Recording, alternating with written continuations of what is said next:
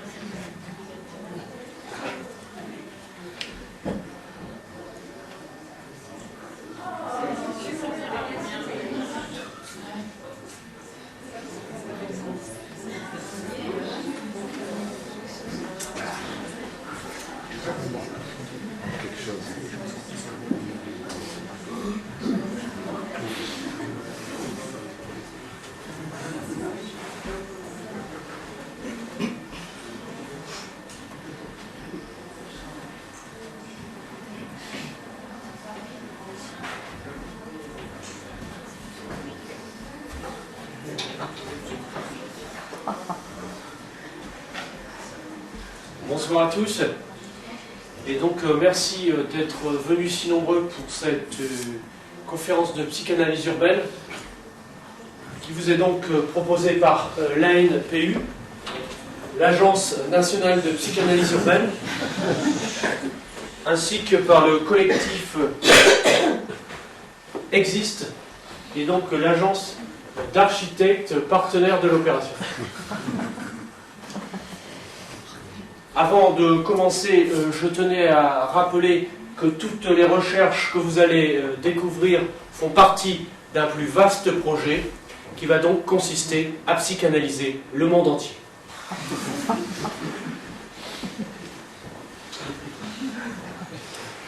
Au travers d'un plan quinquennal qui verra donc son aboutissement le 24 décembre 2012, c'est un vendredi, à 23h, à New York, devant le siège de l'ONU. Venez nombreux, puisqu'un vin chaud vous sera proposé lors de la proclamation de ces résultats.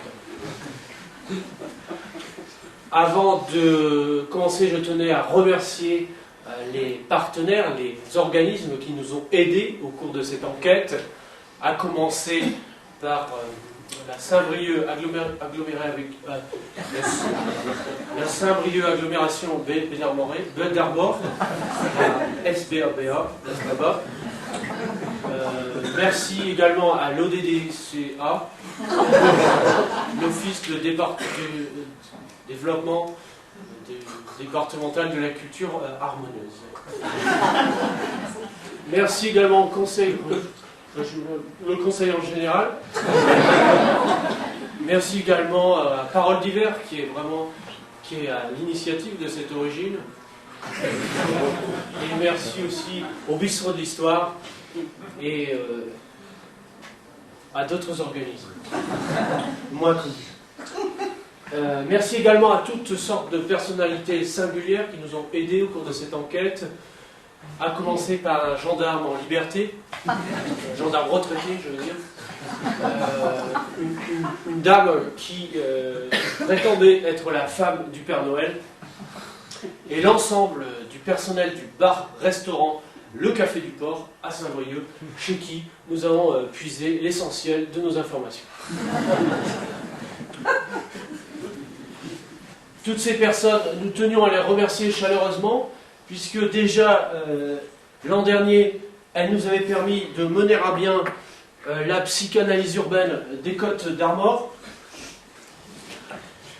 où, à l'époque, nous avions déjà mis en évidence que le département était victime d'un des plus graves problèmes qui affectent aujourd'hui le monde contemporain, c'est celui de l'étalement urbain.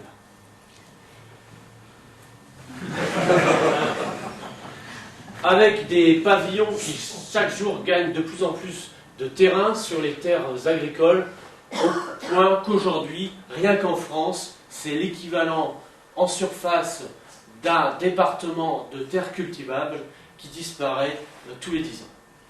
Et qui disparaît sous un véritable flot de pavillons, ce qui fait que si on n'y prend pas garde dès aujourd'hui, c'est d'ici 30 ans, 20-30 ans, des agglomérations comme celle de Saint-Brieuc qui vont être victimes d'une véritable Los Angelisation.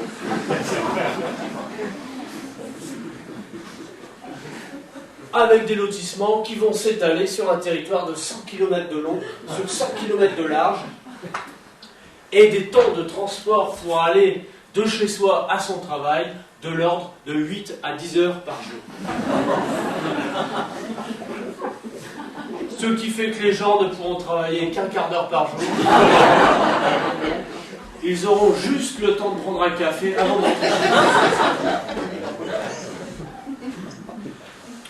On s'est vite aperçu que la situation était s'aggraver ici même dans les Côtes d'Armor avec ce qu'on appelle en psychanalyse urbaine l'or gris. L'or gris étant l'afflux de devises généré par les retraités. Des retraités qui, lorsque l'heure de la retraite a sonné, se déversent sur les côtes et achètent des villas.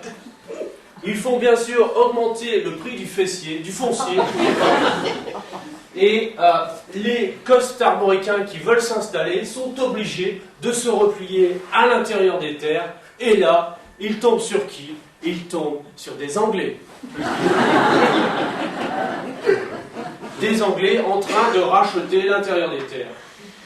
Et là, je dirais que les Costarmoricains, non, les Costarmoricains ne savent pas trop quoi faire à cause, je dirais, de causes à la fois familiales, régionales et ancestrales. C'est pour cela que je tenais à revenir sur l'arbre généalogique des Côtes d'Armor, même si vous allez le voir, il s'agit plutôt d'un arbre mytho-généalogique, puisque la plupart des ancêtres que nous avons détectés sont des êtres plutôt mythologiques. Tout ça, je dirais, parce que quelque part les Côtes d'Armor, la Bretagne, ne forge son identité que vers le 5e, 6e siècle, avec l'arrivée des Bretons. Des Bretons qui venaient d'Angleterre parce qu'ils avaient été poussés là par les Angles. Les Angles avaient été poussés par les Saxons, eux-mêmes poussés par les Germains, eux-mêmes poussés par les Francs, eux-mêmes poussés par les Visigoths, les Ostrogoths et les joueurs de Go, qui étaient donc les Mongols, et semble-t-il, ils ont été poussés, ces Mongols, au fin fond de la Sibérie, par des ours géants, les soi-disant Kolargols, qui chantaient enfin en sol en poussant des hurlements, et ça a fait un jeu de domino, ce qui fait les Ostrogoths, les Visigoths, les Bruxons, les Saxois, les Chiens, qui ont poussé les Angles, qui ont poussé les Bretons. Et les Bretons sont arrivés en Bretagne. Et ils ont installé là les premières churches, les églises, Les monasters, les premières pubs, les pubs, les premiers bed and breakfast. Et je dirais, pendant un bon millier d'années, tout s'est bien passé. Les échanges se faisaient très bien entre la Bretagne, la Grande-Bretagne, l'Irlande, Scotland, Pays de Galles, le Country of Welsh, l'Iceland, le Groenland et l'Espagne.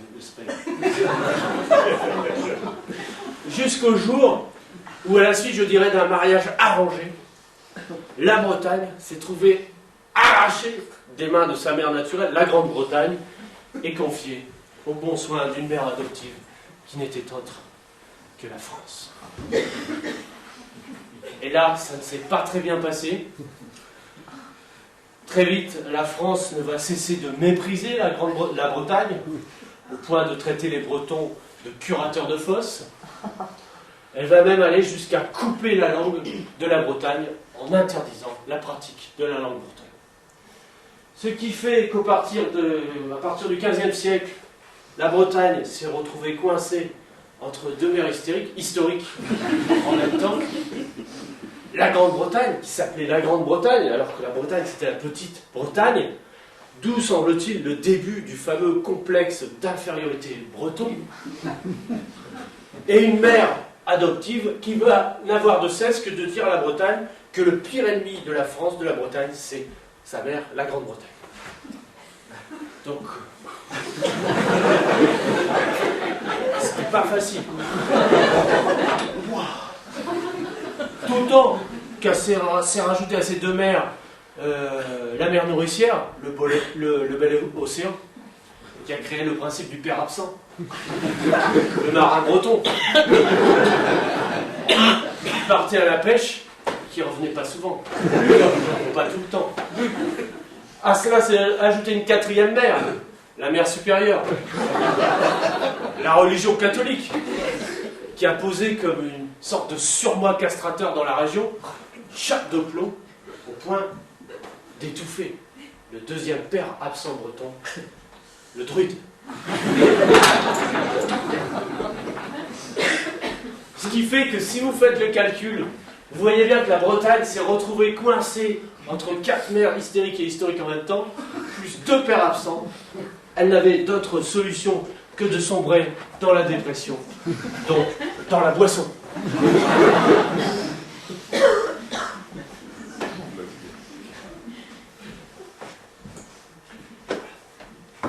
Ce qui fait que les costarmoricains, qui se retrouvent coincés entre les retraités et les Anglais, ne savent pas quoi faire.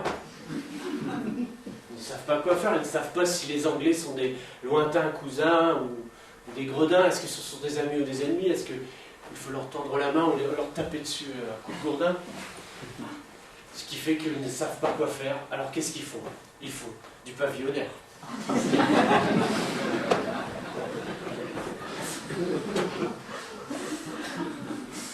Alors que Gwen, au Café des Sports, disait que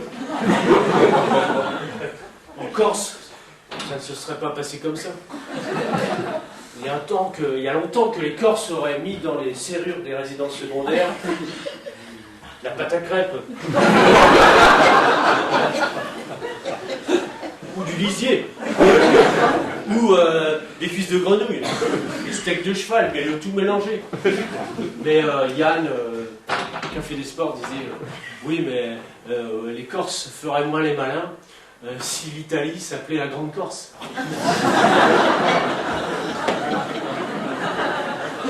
Eh oui. Alors ce qu'on fait en psychanalyse urbaine, c'est qu'une fois qu'on a défini l'arbre mythogénéalogique, on regarde comment le territoire patient traverse les épreuves de l'histoire, que sont les guerres, les famines, les épidémies, les crises économiques. Et ça peut être un événement beaucoup plus banal, comme une bête descente en 2e division, qui peut affecter des villes fragiles psychologiquement, comme Marseille. Là, au niveau de la traversée de l'histoire, on s'est aperçu que la Bretagne, à partir de ces événements, passait un peu à côté de l'histoire, puisqu'elle passait à côté de la révolution industrielle, faute de présence d'une communauté protestante assez présente pour investir dans l'industrie. Donc la Bretagne va vite prendre du retard et elle va traverser la guerre 14-18 là comme une sorte de véritable boucherie avec un niveau d'absurdité vraiment rarement atteinte, puisque quelqu'un nous a raconté l'histoire d'un des premiers, pères missionnaires survivants, soldat qui revenait dans son village. Le village s'était rassemblé autour de lui. Et le soldat de raconter l'horreur des tranchées, le fait que les Bretons ne comprenaient pas les ordres, donc ils partaient dans tous les sens. Ils ne voyaient pas où était l'ennemi. C'était terrible, on les prenait parfois pour des Allemands parce qu'ils ne comprenaient pas ce qui se disait. C'était vraiment effrayant. Ils servaient vraiment de chair à canon, ils étaient toujours en première ligne. Et le père missionnaire, soldat, de conclure: vous en faites pas les gars, vous en faites pas, on les aura, ces salauds d'anglais.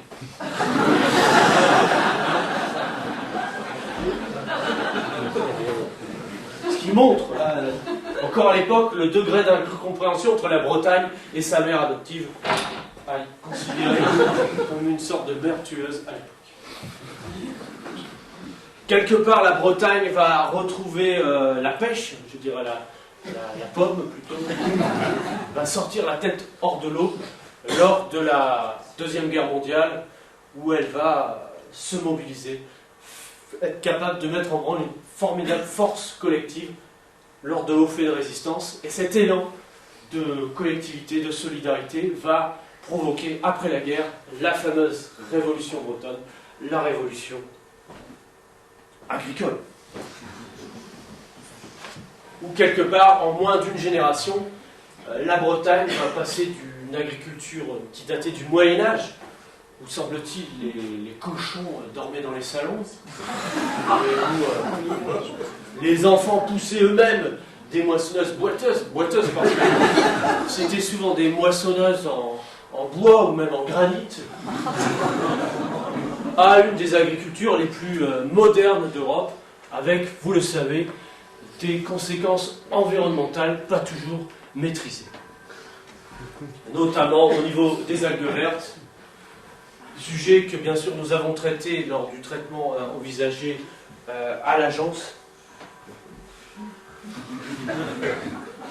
où on en voit donc en plein travail, et où l'an dernier nous avions imaginé déjà une alternative à l'expansion pavillonnaire, au logement en lotissement, via des idées de logement collectif liées directement au contexte costa-armoricain, d'où cette idée donc de phare breton,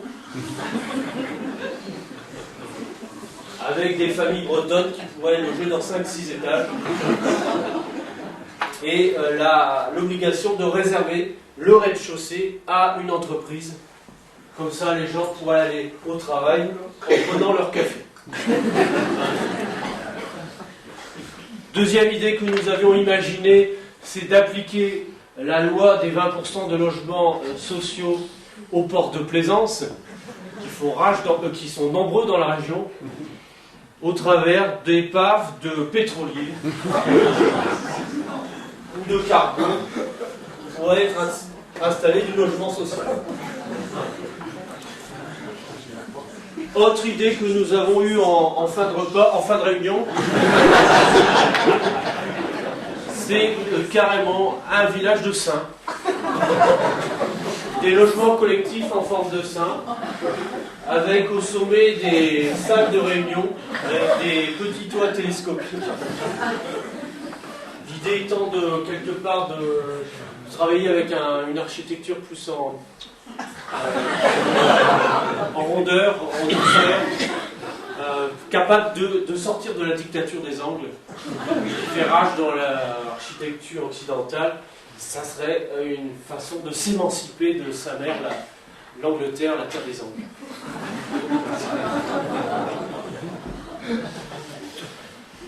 Autre idée que nous avions retenue, c'était de rattacher à la région Bretagne le département de Loire-Atlantique, même si les Loirais atlantiquais ne sont pas vraiment bretons, malgré tous leurs efforts.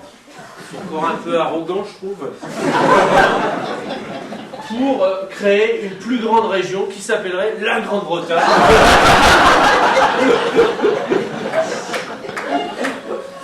Pour traiter d'égal à égal avec le pays du même nom.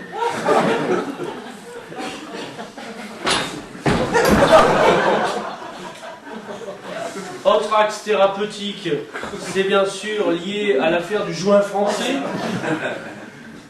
du nom de l'entreprise de joint français qui s'était installée à Saint-Brieuc dans les années 60 et qui avait été le cadre d'une terrible grève, comme si, quelque part, la Bretagne ne voulait pas faire le joint avec la France, ne voulait pas de joint français. L'idée là est de réinventer aujourd'hui le joint français, non pas dans une dimension industrielle, mais dans une dimension agricole, avec un produit à forte valeur ajoutée.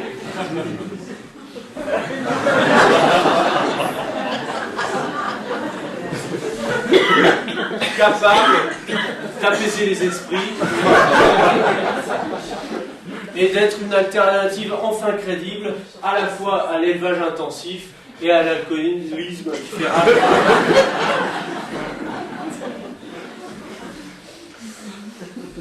Déjà à l'époque, nous avons eu l'intuition que les Côtes d'Armor devaient mieux réaffirmer leur moi, sauf quand, plutôt que de parler de ça, de moi et sur moi, en psychanalyse urbaine, on est plutôt sur le ça, le toi et le sur-toi. Donc il y avait l'idée de réaffirmer le moi et le toi et moi, le nous costarmoricain, via le projet d'une grande métropole. C'est pour cela que le projet de Las Baba est bienvenu. Puisque Cabri, c'est fini. Et quelque part, Saint-Brieuc seul ne pouvait assumer ce rôle de locomotive des Côtes d'Armor, surtout quand on se penche sur son blouson, sur son blason, où on a vu très clairement, enfin, pas clairement du tout en fait, une forme assez informe, comme si quelque part Saint-Brieuc avait un vrai problème d'identité, surtout quand c'est aperçu que cette forme n'était autre qu'un griffon. Un griffon qui est une créature mythologique chargée d'assurer la liaison entre le ciel et la terre. Sauf que dans la région, le problème c'est d'assurer une liaison entre la terre et la mer. Et ce d'autant depuis que Saint-Brieuc est arrivé, Saint-Brieuc qui est arrivé avec une barque en pierre, je ne sais pas comment il a fait, et qu'en plus la première chose qu'il ait faite justement c'est de se réfugier dans les hauteurs par crainte d'une attaque viking. Il y a dans les gènes de Saint-Brieuc une sorte de rejet de la mer, vraiment symbolisé par ce pas de côté. Le griffon qui recule. C'est ça, il essaie de batailler avec ses petits poings. Parce qu'il a peur d'une attaque de la mer. Et en plus, il regarde vers la gauche le passé, alors que l'avenir c'est la droite.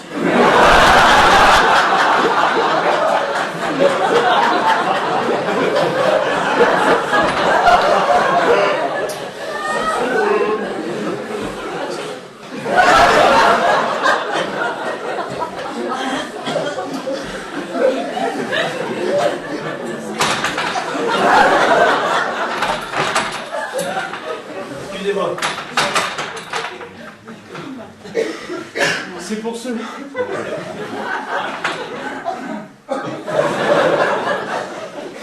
C'est pour cela que le projet de Las Baba vous est apparu à la fois pertinent, intéressant et même vivifiant, puisque morpho-cartographiquement parlant, on s'est aperçu ici de la présence d'un nez, là une bouche. Là, vous voyez un petit pouce dressé.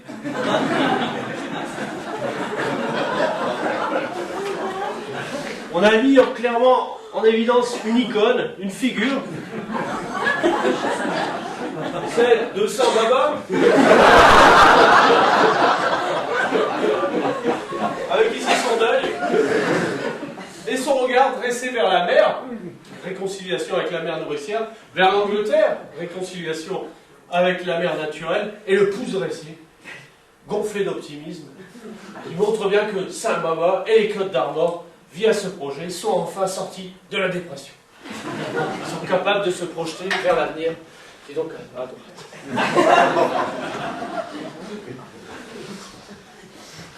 Nous avons même imaginé que Saint Baba pouvait aller plus loin dans l'affirmation du mois corse américain, costabaroquien, 22e, en s'implantant, Saint Baba, dans un territoire, je dirais, plus légitime, historiquement, qui est donc le pays de Saint-Brieuc, où là, vous allez le voir, Saint Baba prend une dimension tout à fait étonnante.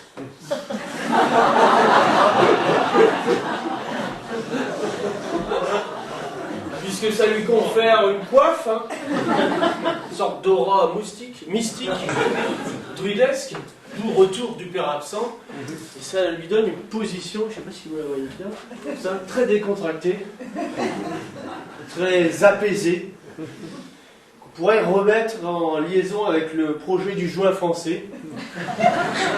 On a vraiment l'impression d'un Saint Baba cool, quelqu'un.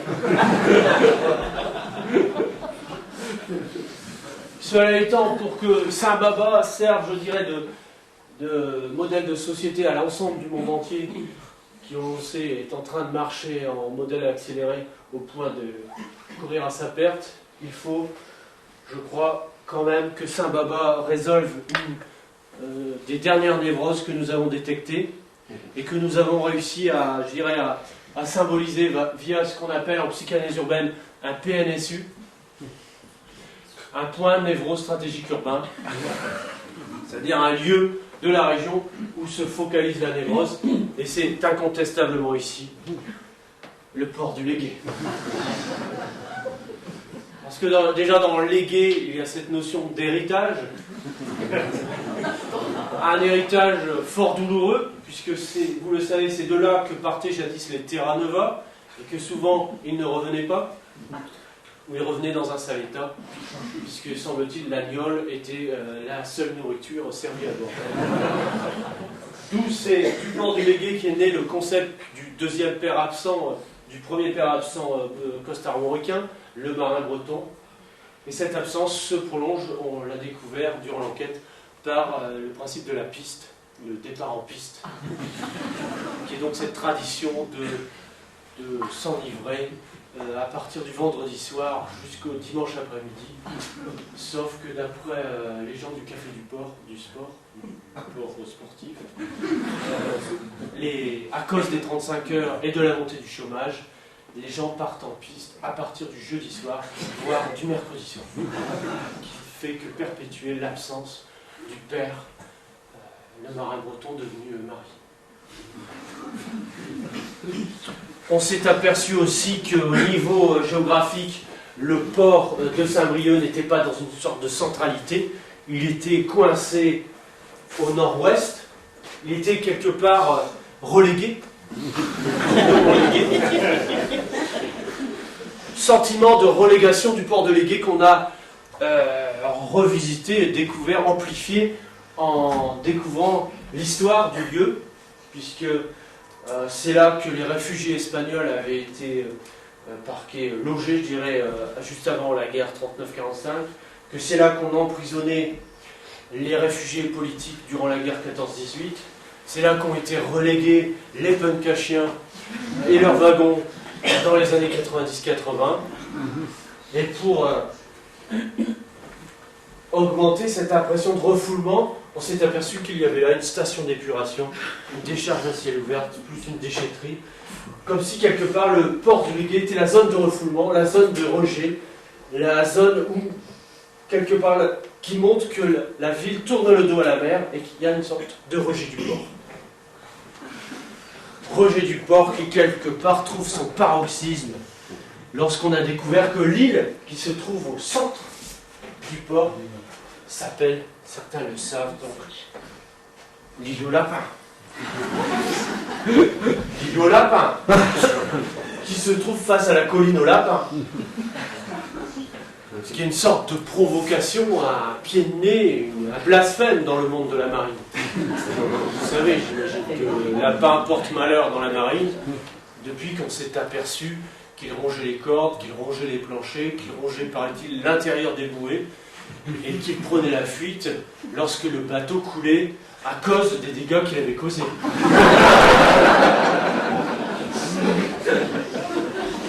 Mais Pierre Loti va beaucoup plus loin dans son pamphlet qui s'appelle « Ces salauds de lapins », puisqu'il dit que c'est, semble-t-il, à cause de sa sexualité débridée que le lapin n'était pas accepté dans les bateaux, parce qu'il créait un sentiment de frustration.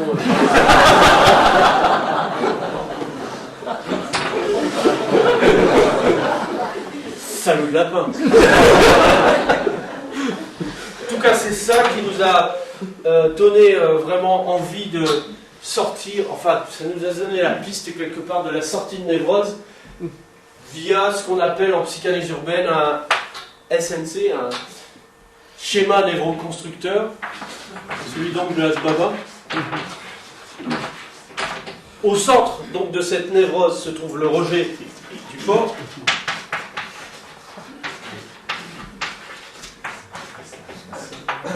Alimenté par la présence maléfique du lapin. Rejet du porc qui est amplifié aujourd'hui par le problème des algues vertes, qui, vous le savez, sont dues à la présence de nitrates dans les nappes phréatiques.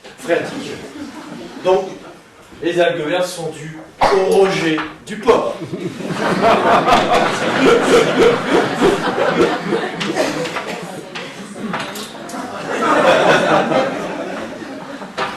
Si nous étions dans une civilisation responsable, capable d'arrêter les rillettes, les saucissons, le phénomène des algues vertes devrait entraîner le rejet du porc, qui nous ferait basculer dans la civilisation du lapin.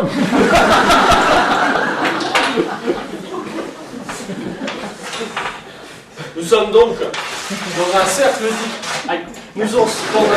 vicieux névrotique, d'autant qu'en filigrane se retrouve la problématique alcoolifère symbolisée par la piste.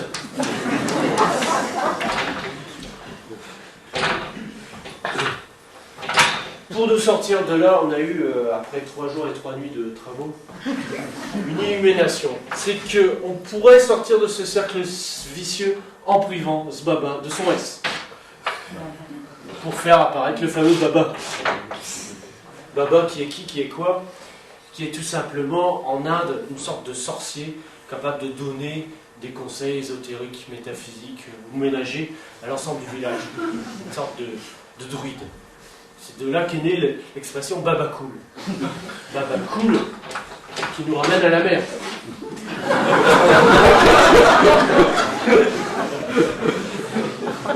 Sauf que, et ça nous ramène au druide, au père absent. Mais que faire du S? Que faire du S? Ben, tout simplement le rajouter à port pour faire sport.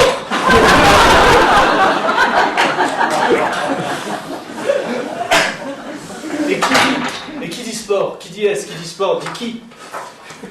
Et si on rajoute S à qui, on obtient ski. Ce qui nous ramène à la piste. Et donc au sport. Et si on veut vraiment sortir la région de sa névrose, il faut imaginer la construction d'un domaine skiable.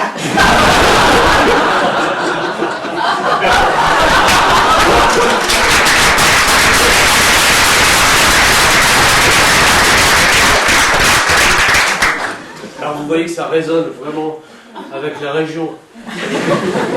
D'autant que vous avez peut-être connu le domaine skiable de Plouisy, côté de Guingamp, que vous savez que la ville de Saint-Brieuc s'appelle la ville aux 4 vallées, que si vous vous penchez sur le paysage briochin, vous voyez bien que ça ressemble plus à un paysage montagneux que, je dirais, à un paysage côtier. Et ce document le prouve encore plus.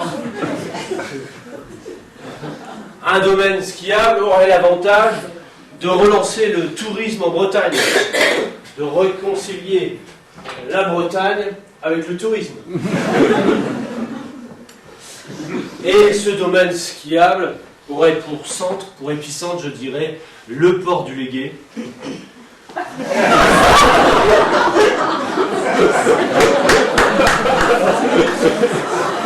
Avec une piste centrale qui ferait la liaison terre-mer et qu'on pourrait relier à Super-Plérin, la station Saint-Laurent 3000, Col d'Ifignac, le Chaos du Gouette, on pourrait faire du ski acrobatique,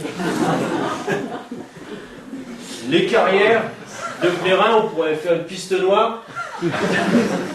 On pourrait utiliser la Cité Baby comme le premier village montagneux au niveau de la mer. En l'aménageant avec les anciens du wagon. Pour faire une patinoire. On pourrait y faire un relais H pour goûter aux joints français. Et on pourrait inventer le clapier pour nous réconcilier avec la civilisation du lapin via des jeux d'inspiration bonobiste capables de créer du lien social via la caresse, la tendresse et les échanges. Autre idée, c'est d'investir le site de Trémuson-les-Mines pour inventer le système de pistes souterraines, ce qui permettrait de réouvrir les mines de Trémuson pour extraire du plomb argentifère afin d'alimenter, comme l'ont fait il y a un mois les Chinois, des fusées contenant de l'iodure d'argent pour les tirer sur des nuages et créer des averses de neige. Donc le projet aurait une réelle dimension écologique. D'autant qu'on utiliserait tout simplement une centrale aux algues vertes pour alimenter en électricité des canons à ski, des canons à neige, je veux dire, des canons à neige salée. La neige salée fondant beaucoup plus lentement que la neige pas salée.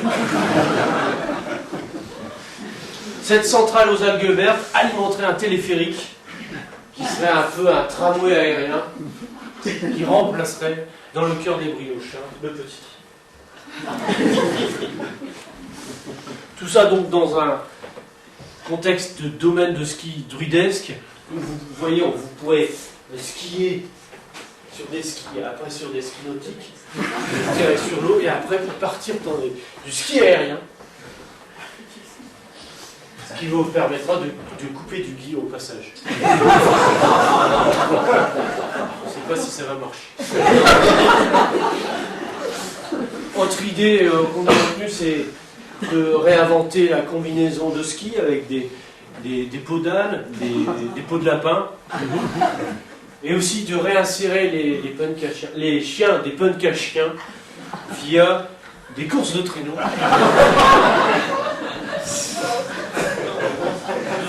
Le vainqueur serait élu le Saint-Baba de l'année.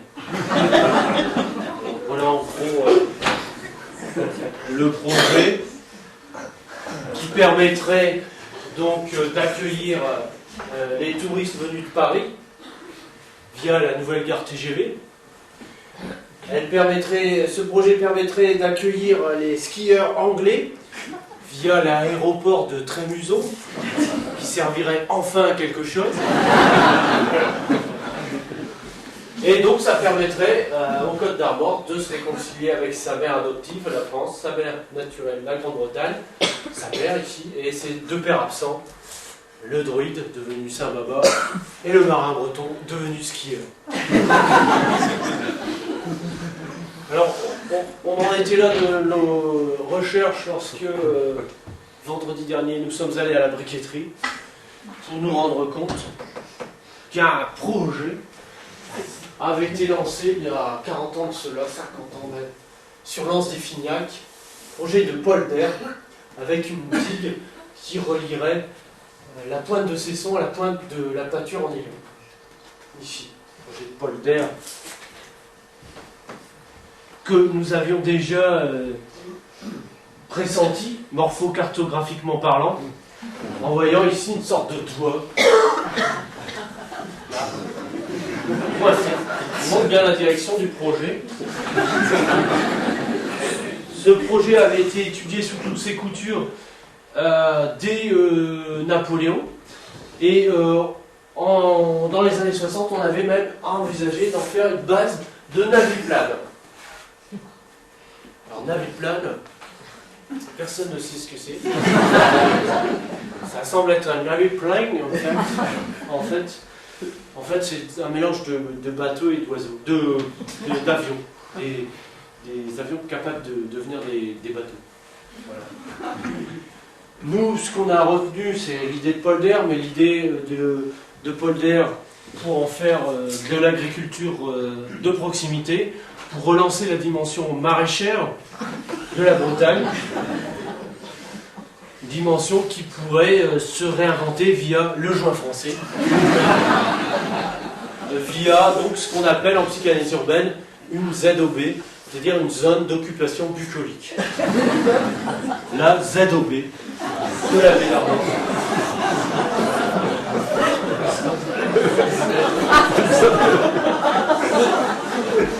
Qui permettrait de réconcilier Saint-Brieuc avec sa baie.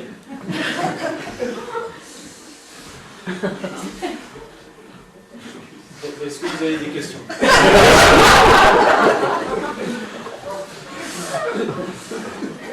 Dans le cadre des Paroles d'hiver, on va commencer les travaux.